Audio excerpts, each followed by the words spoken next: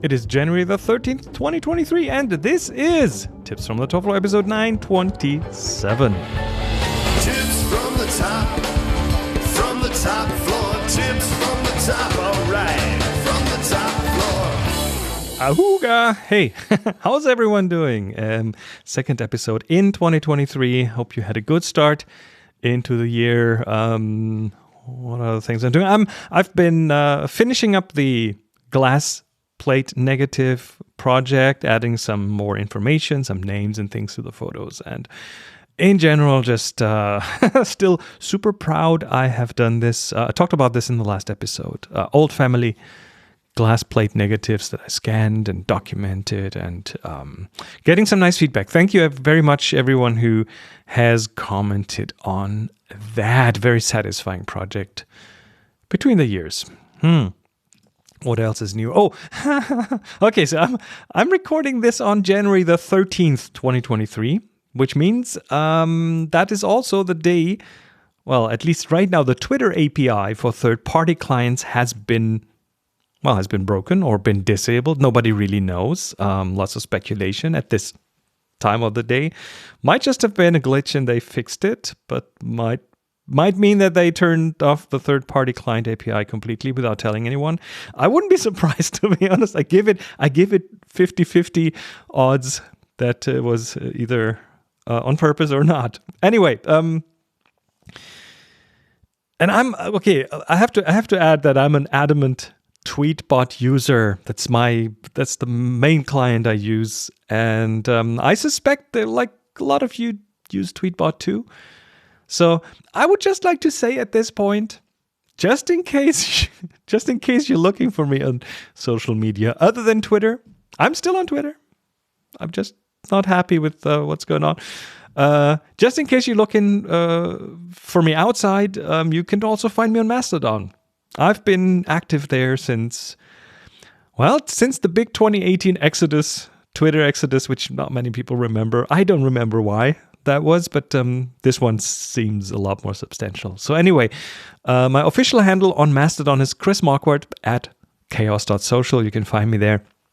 I have a second account on Chris Marquardt at pixelfed.social, where I mainly post photography. It's like an Instagram drop-in kind of thing. But Chris Marquardt at chaos.social, linked in the show notes. Hit me up. To be honest, I enjoy the level of discussion and engagement on Mastodon a lot more than on Twitter. So, yeah, there we are. What else is new? A photography news space / photography piece of news. I think it's been a couple of weeks, but you've heard of the James Webb Telescope, I'm pretty sure, and you have probably seen pictures from this James Webb Telescope. NASA has, I'm not sure when exactly, but that was new to me. They have released full resolution pictures of the James Webb Telescope. And we're talking massive resolutions, full resolution for print, for whatever you want to do. It's in the public domain.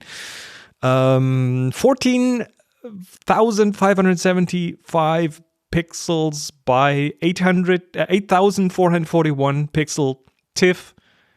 123 megapixel picture of the Carina Nebula, for example. So all you have to do is follow the link in the show notes. That at the bottom there's a download the full resolution uncompressed version and supporting visuals from the Space Telescope Science Institute. And if you click there, then at the almost at the bottom of the page, you'll find release images, and then you can download the NIRCam images, the near infrared cam images, or the MIRI composite image, or like different kinds of images of the different, the different space phenomena out there. So yeah, isn't that cool? I mean, I downloaded a couple of those just to zoom in and see how amazingly gorgeous they are. Big, super high resolution. It's fun. And isn't it also cool that all the imagery that NASA creates is in the public domain? Like, you can go and download that stuff and use it. Print it on a t-shirt, sell it, no problem. It's in the public domain. Do a show about it. I don't know. Some people have taken some of those sequences of images and made them into animations, and some people have, I don't even know, done composites of different wavelengths, photos that they downloaded from NASA, and so on. So this is cool. This is really cool, and I really appreciate that. So yeah, public domain. Go and check them out. Link is in the show notes. All right, this is where we talk about machine learning for a second, and the reason is because Adobe is doing something, and I wasn't aware of that, and I was made aware of that by Mike through Mastodon. He sent me a question on Mastodon asking, is this true? And it links to a thread about Adobe using all your photos that are in the cloud, which if you are a Creative Cloud user, that might be a lot, is using them to train their neural networks. Now, machine learning needs a lot of data, and for more data, the better. Okay, so the interesting thing is with the current algorithms in machine learning, they scale well, which means the bigger you make the computers, and the more data you toss in, the better the results. That's one of the reasons these large, like these image generators like Stable Diffusion use huge data sets. We're talking 5.8 billion of photos, like something along those lines. We again, more data is more better, right? That's what they that's what is interesting about it. So the companies, the corporations, have a big incentive to get as much data as they can and train, well, let's say qualified data that is labeled. And there's a good chance that whatever you do in terms of imagery in Adobe apps that are hooked up to the cloud, like Lightroom, not classic necessarily, but like regular Lightroom, it all goes through the clouds, through the cloud. By the way, cloud just means it's someone else's computer, right? It's nothing magical about the cloud. It's big computers sitting in data centers. That's all it is, and they belong to Adobe. So, the data that you upload there, it's useful in some way. It's useful for them, and all the corporations try to do that, and Adobe is no exception. They have machine learning deployed in a lot of their products, and of course includes their photography products, like content aware fill. That's a machine learning related thing. There's a lot of AI based, and I'm using AI, machine learning, and neural networks and everything kind of synonymously here. So anyway, that is, they need a lot of data, and they are apparently trying to use your photos for it. And I received that question on Mastodon, if that report was true, that Adobe Creative Cloud by default uses your photography and your art for machine learning purposes. And if you go into, okay, so here's what you can do. Do that right now. While I talk. Go to your Creative Cloud app. Like here on the Mac, it's this little cloud icon in the menu bar. And then open that up. Click on your avatar, right top. And then click on Adobe account. It'll open a website when you click on the avatar, I think. Or when you click on Adobe account, it'll open the website. And then there you'll find an account and security. And under that, you'll find privacy and personal data. And in there, there's several like toggle buttons. And one is labeled content analysis. And it says, Adobe may analyze your content using techniques such as machine learning, e.g. for pattern recognition, to develop and improve our products and services. If you prefer that Adobe not analyze your files to develop and improve our products and services, you can opt out of content analysis at any time.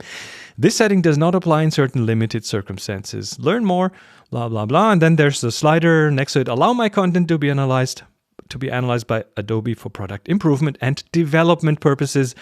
And apparently that seems to be on by default. I checked on my system, and it was off. And I vaguely remember that, and I usually do this with all the software I go through and try to improve my privacy wherever possible. So I'm pretty sure I turned that off years ago.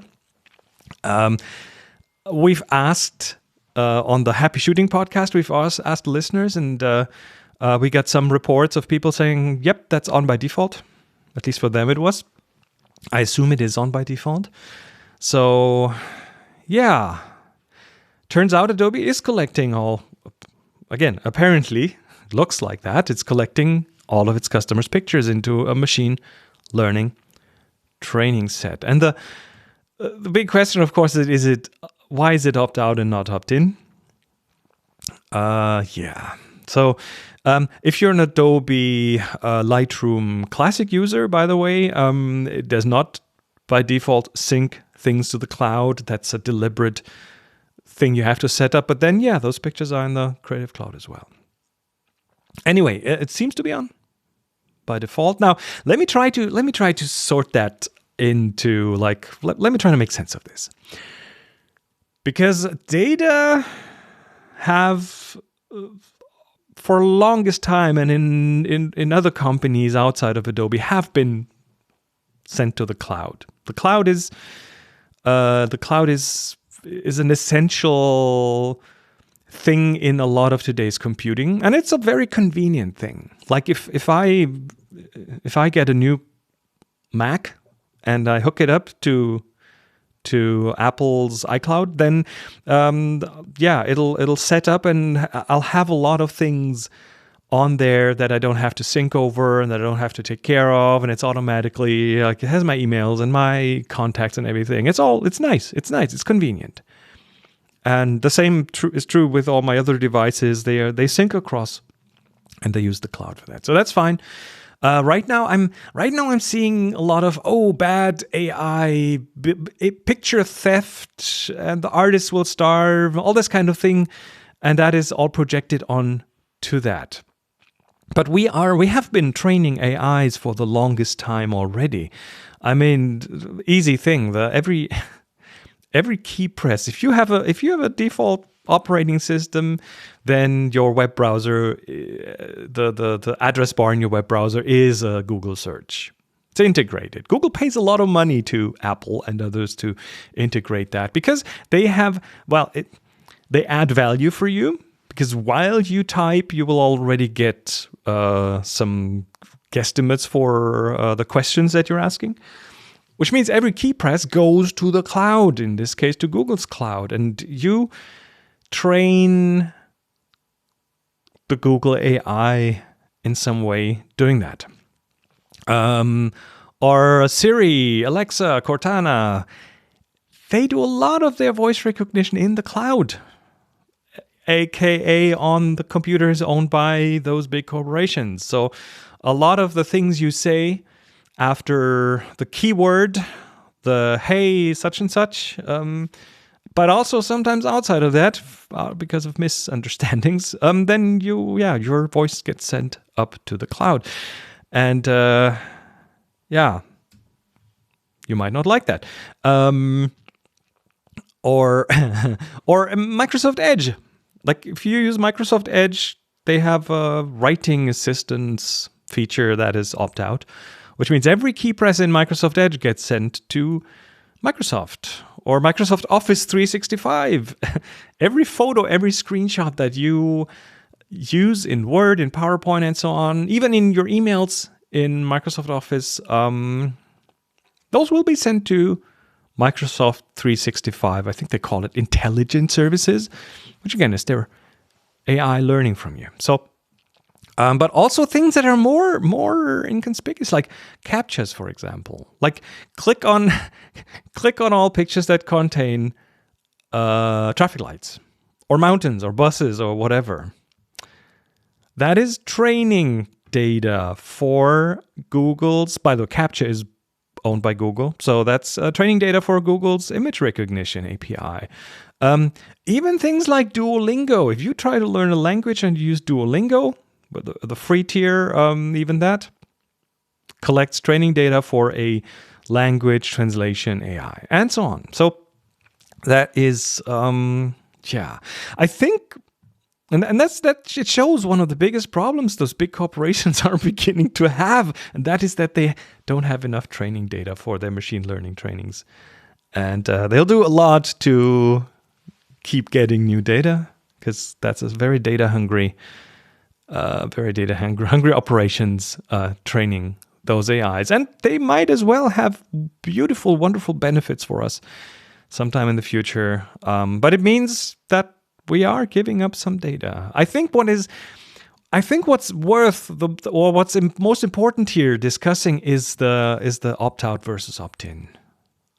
And I think that's where we can be justifiably angry with the corporations if they don't give us, or if they don't ask us, and if they hide the opt-out somewhere deep inside 3 or 4 levels of menus like Adobe does. So yeah, I think that's where most of my anger goes in that context, is like it's sneaky. It's sneaky, and I don't like sneaky. I like an open communication with that to that regard. So anyway, let me know what you think. Is that something that you think is weird? Is bad? I don't know. Let me know. You can contact this show at tfttf.com/hi. That's tfttf.com/hi. All right, last but not least, here's a fun little thing that I recently just came across, and I found it really, really nice. It's called the Weird Lens Museum, and the Weird Lens Museum is by Mathieu Stern. He's a French guy, I think, from Paris, and he likes to shoot with weird, strange, old, cobbled together, repurposed lenses that you usually don't shoot with on your photography camera. And he put all those not just into a website. I'll link to that in the show notes. Not just that, but he also made YouTube videos about virtually each of those lenses. And we're talking like 100 different lenses probably. From the iceberg lens that is really, really weirdly shaped, to like old lenses from the First World War. There's a 3D printed lens. There's a projector lens. There's anamorphic lenses. There's like one he cobbled together himself. There's like all sorts of strange glass that he photographs with and evaluates, and then puts them in the museum, in that museum web page. It's beautiful. It's lovely. I'm a great fan of it, and I want to help the website get more fans. So if you want to become a fan, that's your chance. The Weird Lens Museum.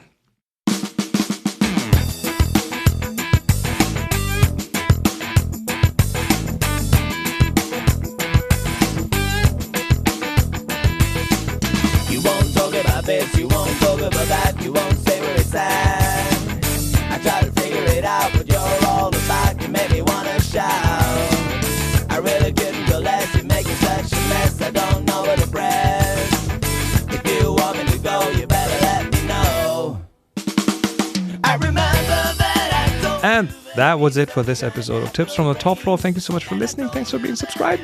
You can, of course, follow Tips from the Top Floor on, well, Twitter for now, TFTTF Photo, but also follow me on Mastodon, Chris Marquardt at chaos.social, Chris Marquardt at chaos.social.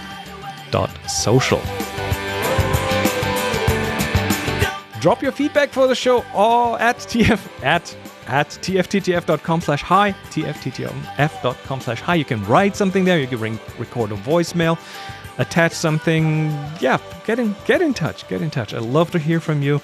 And the following listeners have done, the following listener has done exactly that. Steve Vradi writes, Hi Chris, please help me distinguish my exposed 35mm negative films. The question is, are they black and white or color? A few years ago, I started to refill my empty old color 35mm film canister with black and white negatives. Now it is time to develop them I have my own lab, I have my own chemicals. The problem is I did not pay attention to mark the two kinds of film. Because all of it is exposed, I cannot determine which one is black and white and which one is color. Could you help me do it? Even if it needs some chemicals, I do not want to cross-develop any film. Thank you very much for your answer. I've been listening to your podcast since 2007. Hey, an almost OG. Wonderful. Glad you're here. So here's the thing, and this has happened to many people, including myself. You have film you exposed film. It's not developed yet, and you might have forgotten what film it is. Happens especially with medium format film. But now, if you refill your old 35 millimeter canisters, those little metal capsules, then it's hard to distinguish. And it's hard to distinguish by just looking at the negatives. Like you could pull out a little, there's a little tab in the front that is exposed anyway, and you could pull that out and look at it and hold them next to each other. But if you don't really know exactly the films, then you will not be able to just look at them and tell, oh, that's a black and white and that's a color. The reason you want to keep them separate is that they are fundamentally, in some cases, fundamentally different in terms of how they are developed. If you develop a color film in black and white chemistry, you can do this, but then you'll get a very dense negative. It's very hard to handle. On the other hand, if you develop black and white film in color chemistry, then you end up with an empty negative. You erase everything. It's just inherently different. So, luckily, there's a fairly simple method, especially if you have the chemistry. All you need is fixer, and then you can figure this out easily. Now, here's what you do: you cut off a bit of the tab, like the thing that sticks out at the beginning of the 35 millimeter film. And if you've rewound it all the way into the canister, then you're going to use a changing bag or something and do that in the dark. But all you need is a little sliver of the tab. You just cut that off with a pair of scissors, it won't hurt.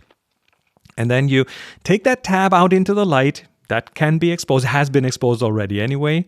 So it needs to be, it doesn't really matter if it's exposed or not. And then you get a small container, I don't know, one of those, 35 millimeter plastic containers, like a couple of bottle caps, it's just plenty, and fill that with fixer. And all you have to do is dip those tabs into the fixer, swirl them around for a while, and then rinse them in underwater for a minute, and then hold them up to the light. And the black and white film, that's the one that'll go transparent, and the color film will stay opaque. Now, the reason is how those films are made, or how they are composed, if you look at them. Black and white film is silver halide. And silver halide gets washed out by fixer unless it has been exposed and developed. If it has been exposed and not developed, and you toss that into fixer, it gets washed out. It leaves blank film back. Color film works differently. It also has silver halide. That's the light sensitive part of it. And you can also just wash that out with black and white fixer, like color film, that will go out. But in addition to the silver, it also has color layers, and those color layers will stay there even if you use fixer. So after fixing those tabs and washing them under the water for a minute, holding them up against, you'll see that the black and white film will be a lot more transparent than the color film. Might not be 100% transparent. That kind of depends on the film base, the plastic layer, that comes in different opacities. But it'll be obvious if you hold them next to each other. The transparent one, the way more transparent one is the black and white film, and the other one is the color film. And there you have it. All right, if you have feedback for the show or a question or an anecdote, go to tfttf.com/hi, tfttf.com/hi, and let me know. And again, huge thank you to all who support the show on Patreon. Thank you so much. You do make a difference. And you can also do so at tfttf.com/Patreon. Starts at $1 per episode, and it does help. It does make a difference. Thank you so much. Oh, and don't forget to check out the Eastern European photo road trip in September of this year. I'll take a small group of enthusiast photographers on a 10-day road trip from Berlin to Transylvania. You'll get to see Berlin, Dresden, Prague, Vienna, Budapest, and the heart of Romania. This is a boutique photo tour with an amazing amount of European history, great photo ops, and a tremendous learning opportunity. Find out more at discoverthetopfloor.com. That's discoverthetopfloor.com, and get in touch if you need more information. And now, go out, take amazing photos, be extra nice to each other, and of course, happy shooting.